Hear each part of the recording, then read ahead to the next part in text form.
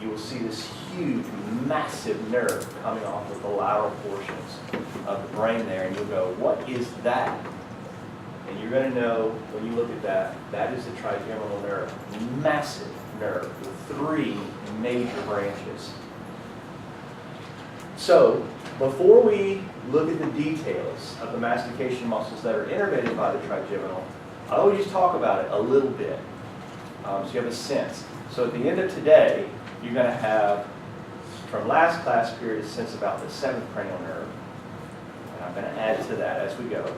And today you're going to get a sense about the 5th cranial nerve. Because the 5th cranial nerve, specifically the mandibular branch, is responsible for innervating these muscles of mastication. All right, so here it is. The trigeminal has 3 divisions, the ophthalmic, the maxillary, and the mandibular. If you go into a dentist office, I see some nodding, this encourages me. Go into a dentist office, you see a picture on the wall. There's V's everywhere, V2s and V3s.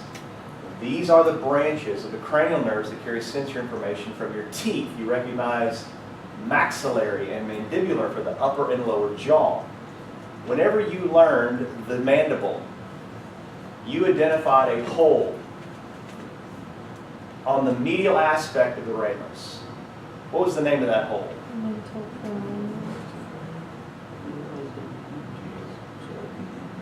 The mandibular foramen. And then there was another hole externally out on the anterior portion of the bone. That one was called the mental foramen. Okay, so this nerve, this is not the content today, but you're learning skull, and these things are going to start to penetrate after a while. The branch of this nerve is the one that goes to the lower teeth, and that's how it gets there. It goes through that mandibular foramen, and it passes inside that bone. And when it comes out the mental foramen, it supplies sensory stuff, somatic sensory stuff for the chin to your brain. But while it's in there, it's giving off all those branches, those sensory branches to the teeth. So there are 3 branches, and I want to teach you how those 3 branches get to where they're going. But today's emphasis is really on this branch, at least at the beginning of the class today, because only one of these 3 carries somatic motor information, and that is the mandibular branch. It's a very important observation. Of the 3 major branches here, only this one is responsible for the muscles of mastication, the mandibular branch. Okay, so the fibers run from the pons. I point these out as we go, right? Each time we do it, we pick up a little bit more. So this is the first time through, really, for the trigeminal. From the pons via the superior orbital fissure, the foramen rotundum, and the foramen ovale. Now, okay, where is the superior orbital fissure? Okay, so again, you're seeing the importance of having learned the skull, right? It's between the lesser and greater wings of the sphenoid and the posterior aspect of the orbit. So we're going to look at that again today, right? As part of what we're going to talk about. The muscles of mastication are the big ticket item at the beginning of class, but we also want to look at the superior orbital fissure, the sphenoid, when we talk about this nerve. Because when we go through that hole, we're going to go to the eyes. So these 2 things you're picking up today, the chewing actions and vision, and all of that is introduced here with the trigeminal nerve. So through the superior orbital fissure, the ophthalmic branch of the trigeminal nerve passes.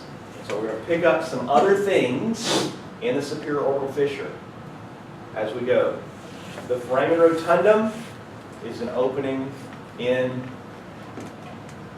the sphenoid, as is the ovale. So the rotundum is just slightly anterior to the ovale there in the sphenoid bone. So these 3 will be important, and we'll just keep coming back to them. Superior fissure, foramen rotundum, foramen ovale. All right. Now, this nerve is responsible for conveying sensory information from places of the face, upper jaw, lower jaw, around the eyes, upper jaw, and it supplies, circle this one, motor fibers, B3 for mastication. So the mandibular branch is responsible for supplying the motor information to the mastication muscles. Now, this shows you one of a couple of images that I want to look at to get this really firmly penetrated in your head. This one I like a lot as an overview. So over here you can see the distribution of sensory information of the trigeminal. V1 ophthalmic, V2 maxillary, V3 mandibular. So 3 major branches, sensory information represented. These are what we would call, making the mental note here, we'll return to it. This is sensory fibers of each division. This is what we would call facial dermatomes. Areas of the face supplied by different nerves. So later, when we're doing cervical and brachial plexus, I'll show you another picture of the body here. And you'll see regions of the body supplied by different spinal cord segments. So V1, V2, V3 for the head, for the trigeminal nerve. Now you can see the 3 major branches here. 1, 2, 3. And you can see they all come out of this ganglion, which we're not going to talk about. I'm going to emphasize parasympathetic ganglia with you in this section. But you can see all 3 of these nerves coming off of the trigeminal nerve proper, cranial nerve 5. This first one here is the ophthalmic branch, and it passes through the superior orbital fissure. The ophthalmic branch of the trigeminal passes through the superior orbital fissure. It is a nerve that's going into the orbit of the eye. Now, if I blow this up, let me just show you this picture. We'll come back to these over and over again. This is a shot right here. There's the ganglia again. And here's the first branch of the trigeminal passing through the superior orbital fissure. Now, I've cut the eye out here and all the muscles attached to it, so you'll have to learn those. What is this gland? That's the lacrimal gland. Now, wait a minute. I thought that we learned that the lacrimal gland is supplied by cranial nerve 7. Didn't we just learn that? Okay, so this is what I meant when I started class today by don't get cocky. Because when we learn where the pterygopalatine ganglia is, I'll show you just a little bit more of this. But what happens with these nerves as they're passing through the skull is they tend to join each other and branch, and join and branch from each other. In fact, the postganglionic fibers of cranial nerve 7, the postganglionic fibers of cranial nerve 7 actually are running with the ophthalmic branch of the trigeminal on the way to the lacrimal gland. So when you look at this piece right here, these little branches here, so that's the zygomatic branch right there, and this branch right here that goes to the lacrimal gland actually comes out of the pterygopalatine ganglia and runs with cranial nerve 5. Okay, so that is detail that you don't need from me.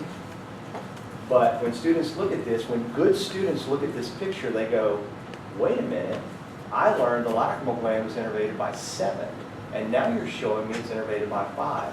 So how do you answer that question?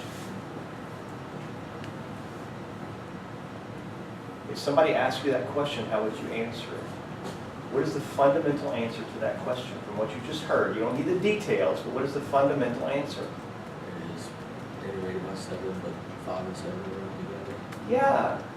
The fibers of 7 are running with the fibers of 5. Exactly. So the lacrimal gland here, that's correct. That picture's not wrong. Okay, now this one shows you the second branch going through the rotundum, the maxillary branch, and you can see the alveolar pieces of this. That's the maxillary sinus right there, you recognize. And then this last branch here is the one we're really interested in. We're keenly interested in this one today with the muscles of mastication. Now, can you see anything on this picture? This is part of the reason it's up there. Can you see anything on this picture that distinguishes this branch from these two? Is there anything different about the cartoon image of that picture that you can see? There's a little white cord in there. You see that? And that is on purpose. In the Atom Interactive Anatomy, if you click on the little pin here, labeling that white piece, it labels it somatic motor. And so what this is teaching you is the principle that you learned on the last slide, which is this branch the mandibular branch carries the somatic motor information where to?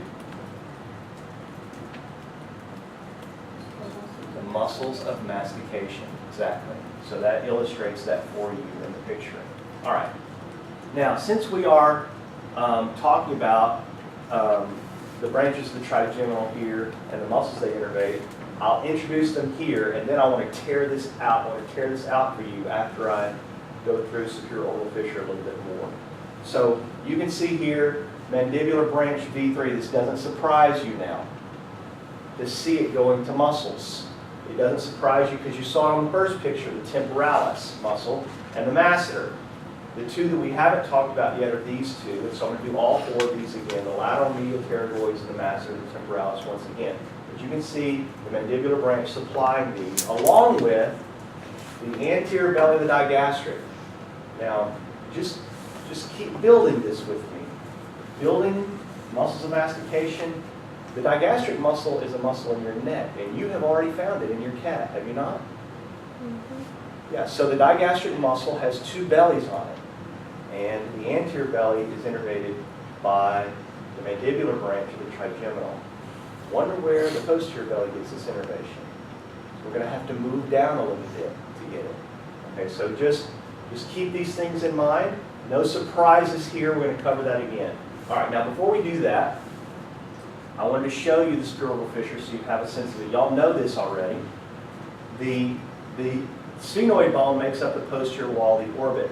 And this hole right here, between the lesser wing and the greater wing of the sphenoid, is the hole that we call the superior orbital fissure. And the top branch of the trigeminal goes through that superior orbital fissure. It's called the ophthalmic branch.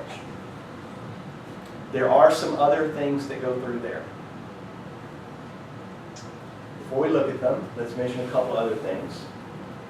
Way over on the medial aspect of this bone, harder to see on this one and this one, is another hole that the optic nerve passes through. And so these are going to be really important things for us as we explore the pieces and parts of things inside the orbit of the eye. So every time I introduce the superior orbital fissure, I like to show this picture. Get them thinking about what's in here. We're going to see the optic nerve passing through the optic canal of the lesser wing, and we're going to see multiple things passing through the superior orbital fissure, which is the slit in the back of the eye between the lesser and greater wings. Now, the big ticket there in the superior orbital fissure is going to be the control of the muscles that move your eyes. So generally speaking, in the back of your eye, these two holes tell the story. If I want to move my eyes, I have to get there through the superior orbital fissure. If I want to see, I have to go through the optic canal. So those are the two big tickets here in the sphenoid in the back, the sphenoid in the back of the eye, the posterior wall of the eye. All right, now this is another picture of it. It shows you, this is a coronal section showing you these things passing through the superior orbital fissure here, and it lists some of the other things that are, don't go there yet. It lists some of the other things here that pass through the superior orbital fissure. This is my first volley here, my first round inside the eye. So no surprise here to see that cranial nerve 3 passes through there, or 4 or 6. Because these are the 3 nerves that control the eye muscles. So once again, let me say it again, repeat yourself. The big tickets. So you've just been introduced to superior orbital fissure. It's a branch of the trigeminal passing through there. So you know the ophthalmic branch of the trigeminal passes through here. And so now I'm saying these two things. Before I move back to the muscles of mastication with you, I'm saying these things. I'm saying if you want to move your eyes, you got to go through the superior orbital fissure. If you want to see, you got to go through the optic canal, the optic nerve. Okay, so this is a phrase, this little acronym right here, that you will put into your memory now. It will get you many points in this class over the course of the semester, and you will never forget it. I know that you won't, because I'm going to pound it into your head in the control of the muscles of the eye. Every time I introduce superior orbital fissure and the trigeminal nerve, this is the first place to go, controlling the eyes, and you do it like this. LR6, SO43. LR6SO43. LR6SO43. And you do not know what I'm talking about. You have no idea what these letters stand for or what they mean. Well, today's going to be a good day for you because you're going to learn what those mean. So you just memorize it. Just pound that into your head. Say it over and over again. LR6SO43, LR6SO43, and you'll never forget it. There's really, if you have this as a foundation, all of the eye movement stuff falls out of it. All of the eye movement innervations, muscles, and stuff fall out of this. LR6SO43. All right. So just pound it in there for now. We looked at that picture. Now, before we do that, I hope that you're getting a sense of this. I'm going back, forward, and back, forward, repeating myself with things. I learned it this way, and so I'm hoping that it will help you. All right, so when we started today, I said, we talked about the expression muscles, and we really want to talk about the mastication muscles, and the mastication muscles are supplied by the trigeminal, and the trigeminal has 3 branches, and they are ophthalmic, ophthalmic, maxillary, mandibular. And you know the holes that they pass through, right? The ophthalmic goes through the superior fissure. The maxillary goes through the foramen rotundum. Mandibular goes through the foramen valley. Okay, so 3 big branches. And you know that if I go through the superior fissure, I'm going to have to talk about the eyes. And you've already seen a couple other phenomena on the eyes. You've got in your head already LR6, SO4, 3. Now the mandibular branch supplies the muscles of mastication, and I have that image in my head. Temporalis, masseter, lateral medial pterygoids, anterior belly digastric. These are the muscles supplied by the mandibular branch of the trigeminal. Yes? Through the foramen valley. Okay, so now let's do the dissection. So if I tore the skin off of the side, in a lateral view of the head here, you'd see a gland here called the parotid gland. But you know the significance of this from the laboratory already. The parotid gland. There's a nerve that passes through the parotid gland that you cannot be disturbing. What is that nerve? The facial. The facial nerve. And as it passes through the parotid, it gives off 5 branches that do what? They secrete spit. 5 branches that control facial muscles, the muscles of expression. Exactly. Now, I told you when you were doing the dissection to try to do this carefully. A couple of you worked on this already. The parotid gland cannot be missed. The rest of the cheek is masseter. That's what that is. And so I said, y'all, when you're pulling the fascia off the masseter muscle, try to be careful to leave the nerves and ducts there. So there will be nerve branches that you'll be able to see. They're tougher than the fascia. They don't break as easy. And this one does break easy. If you are a great dissector and you take your time, you should be able to find a duct here superficially coming out of the parotid gland that crosses the masseter and empties the mouth at the level of the second molar. Okay, I'm not just bloviating here. You need to know this. The parotid gland is the first thing that you would see here. And you've seen it in the laboratory. There's a duct that empties the salivary secretion into the mouth at the second molar. That's how saliva from the parotid gland gets in there, and I would love you to find it on your cat. It's not in the dissection exercise for the muscles, but if you're finding the masseter, you might as well find it now, because when we get to the digestive system later, it's going to ask you to find it. And if you've torn it, then obviously it won't be there. Now, from the parotid gland, you can see this masseter muscle, and the masseter you can clearly see has attachments to the zygomatic arch, and down here to the angle of the body and ramus of the mandible. It is the flesh of the cheek, the masseter. Oftentimes, when I see people in the healthplex who are sitting around talking, you know, it's a socialization location. I tell them there is not enough mass in the skeletal fibers of the masseter in order to create an aerobic exercise environment for you. You need to use your quadriceps and the large muscle groups on your arms if you're going to do that. So that is an anatomy way of saying shut your mouth and get on the treadmill, right? The fancy way of saying that. The masseter is the chewing muscle here, the large one of the cheek. Okay, now, if we tear that masseter off, let's see, this is something else here. we're going to get to as we get in there. All right, so if we tear that masseter off, there's this big, huge masseter muscle that's torn off here, and the zygomatic arch has been cut here. You can see another very important muscle of mastication that is attached to the temporal bone. Now, I mentioned it very briefly to you earlier when we talked about the sutures. The flat portion of the temporal bone, called the squamous portion. And on that portion of the bone, there's this flat muscle called the temporalis. It sends its tendon deep to the zygomatic arch to attach to this anterior projection of the mandible. What is that projection called? The coronoid. Good, you can see it's on the slide, coronoid process of the mandible. Now, make a note, people. This is not the coracoid process, right?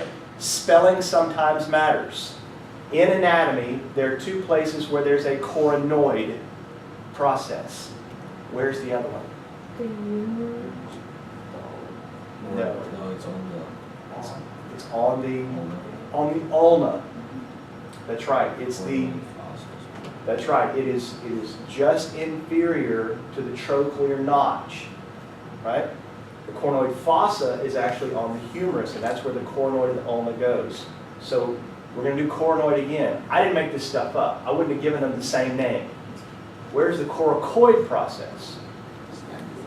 Yeah, it's the anterior extension of the scapula. Okay, so coronoid attaches to the temporalis here.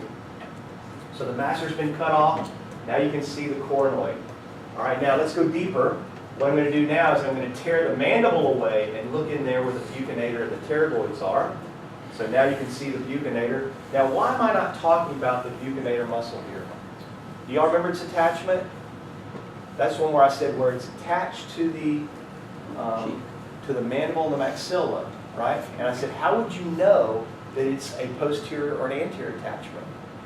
Because you can see what the other attachment is there forward at the orbicularis oris, this muscle attachment. And it's innervated, the buccinator, incidentally, is innervated by cranial nerve 7. It was on my expression muscles. But it's not an expression muscle. I told you that before. Okay, so really we want to look at the pterygoids here. So the temporalis is gone now. I took the masseter and the parotid off. Then I took the zygomatic arch off, and you can see the temporalis. And now I've taken the mandible off. And now you can see deep there, there are two pterygoid muscles. And y'all learned the pterygoid processes on which bone? The lateral and medial pterygoid processes on the inferior aspects of which bone?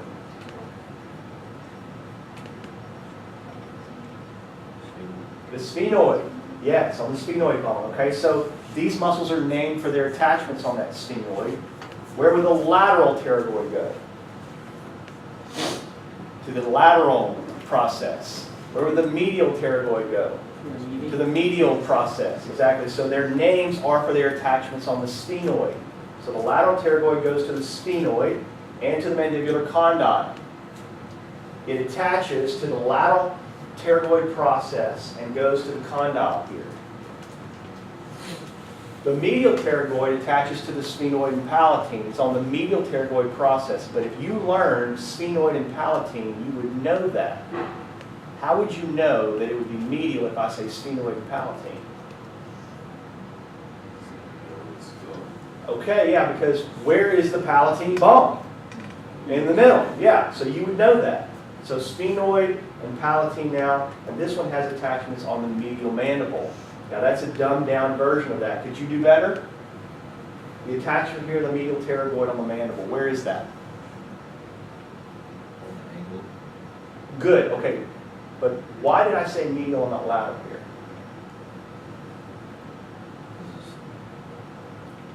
It's deeper.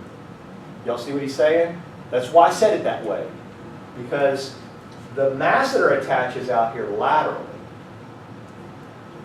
The pterygoid is on the other side of the mandible. It's on the medial aspect.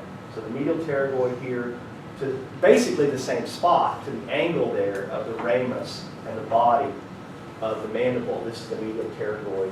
So work your way in dissection. You know where the parotid gland is. You know the nerve going through it. You know the duct coming out of it and where it goes.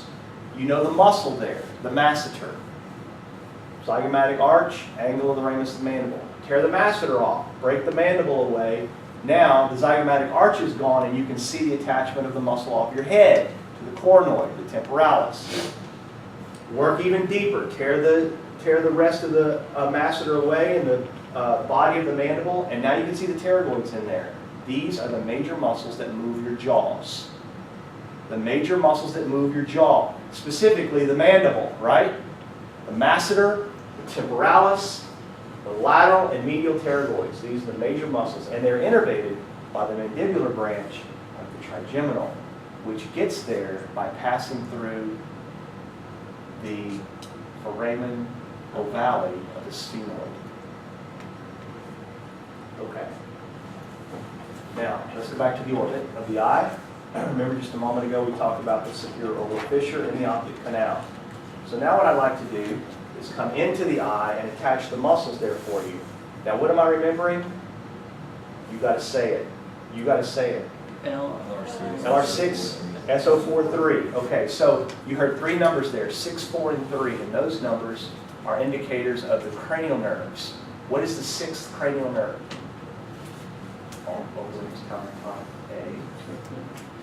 Abducens. The abducens. What's the fourth cranial nerve? Trochlear.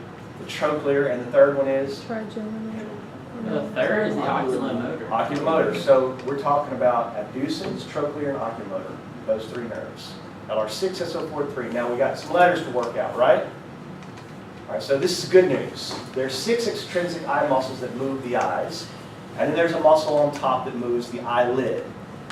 Right? 6 extrinsic eye muscles that move the eyes, and a muscle on top that moves the eyelid. Our focus is on the 6 muscles that move the eyes, and they are called the extrinsic eye muscles. 4 of them have the same name, and the other 2 have the same name, so you really only have to remember 2 names. 4 of the muscles are called rectus muscles, and 2 of them are called obliques. So then all we have to do is place them. So there are 4 rectus muscles, top, bottom, middle, outside. They're called superior, inferior, medial, and lateral. Now let's think about an acronym again. LR6SO43, LR6SO43. You know what 6 is. What is LR? The lateral rectus. Okay? Now the other names for the muscles are the oblique muscles, and there are 2 of them, on top, one on bottom. Superior oblique on top, inferior oblique on the bottom. Now, I'm going to ask you to know the attachments of these muscles. These muscles of the eyes. I'm going to ask you to know where they attach.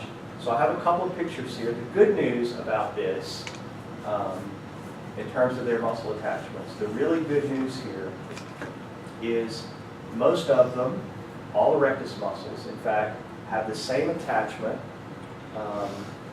back in the posterior portion of the eye, and a little connective tissue ring that goes around the back of the eye called the annular ring. Now, I'm not going to do it with you. I've seen the lectures that are given in the medical school setting about the annular ring, and that takes some time to talk about what's around this annular ring, on top of it and below it, passing through it. All you're getting from me is the rectus muscles are all attached together on a ring in the back of the eye. All right, so you can see that here. You see superior rectus, medial rectus, lateral rectus, and inferior rectus all attached to that annular ring. The rectus muscles are attached to the ring. Now, the attachments of the obliques are a little bit different, so let's finish this first. You can see that the superior, medial, lateral, and inferior rectus muscle all come forward from the annular ring and attach. They attach themselves to the eye itself. So I'm going to hand you an eye in the lab before your first lab exam, and you're going to have to do a dissection on it. The dissection really is going to be focused on the internal portions of the eye. You know, finding the retina and the choroid and all this stuff inside the lens and the ciliary muscles and all that stuff inside the eye. But before you begin to tear the eye away, if you will look, you'll notice that most of the eyes we have a gland flopping on it, attached to it, hanging on to it. What would be that gland? The lacrimal gland. Now, if you can see where that lacrimal gland is attached to the eye, could that give you a clue about what's top and bottom? Yeah, because you know where the lacrimal gland is, right? Now, you'll also clearly see some darker pieces of tissue attached to the surface of the eye. Those darker, striated-looking pieces of tissue are the rectus muscles and the obliques. They're attached to the surface of the eye, and you should, if you can see the lacrimal gland at least, you should be able to figure out which one is which. Okay. So the rectus muscles have their attachments here in the annular ring. The oblique attachments are different. So let's make a note of where these oblique attachments are. The superior oblique muscle, which is labeled here, runs from either the annular ring or a bony attachment, and I've seen both of these listed, so I've never asked it. The superior oblique, I've never asked this origin piece of the muscle. I know all the rectus, they're always on the annular ring, but the superior oblique is sometimes different, and the inferior oblique is always attached here on the floor of the eye. It has a maxillary attachment on the bottom of the orbit of the eye. But let's talk more, this is more important to me. Where, in fact, is the superior oblique muscle? It runs through the orbit of the eye from posterior to anterior between the superior and medial rectus muscles. It runs all the way up near the supraorbital notch. Y'all know where that notch is right here. Near that notch, way up in the front part of the eye, and it gets narrow, thin, and becomes tendinous material as it reaches the frontal bone, and it passes through a ring here. This ring is called the trochlea, and interestingly enough, that trochlea is made out of fibrocartilage. It's not dense, regular connective tissue. That is very intriguing to me. The tendon of the superior oblique runs through that trochlea and then crosses over the top of the eye to attach over on the lateral and superior portions of the eye. What's more is it's angled. You can see here, as the superior oblique passes through that trochlea, this is a superior view. Can y'all see that? It passes across the surface of the eye and attaches over on the lateral aspect of the eye. And this angle, can you see this angle here? Is actually an anterior to posterior oblique angle. That's where the name of the muscle comes from. This oblique angle that it crosses here. So when this muscle contracts, it pulls the eye like this. That trochlea slides. The eye actually, now you can memorize this. It may be easier just to memorize it than to try to work out exactly how the muscle's turning it. Because the eye can turn, as you know, like this, and all the combinations in between because of muscles used together. So the superior oblique here contracts, and when it does,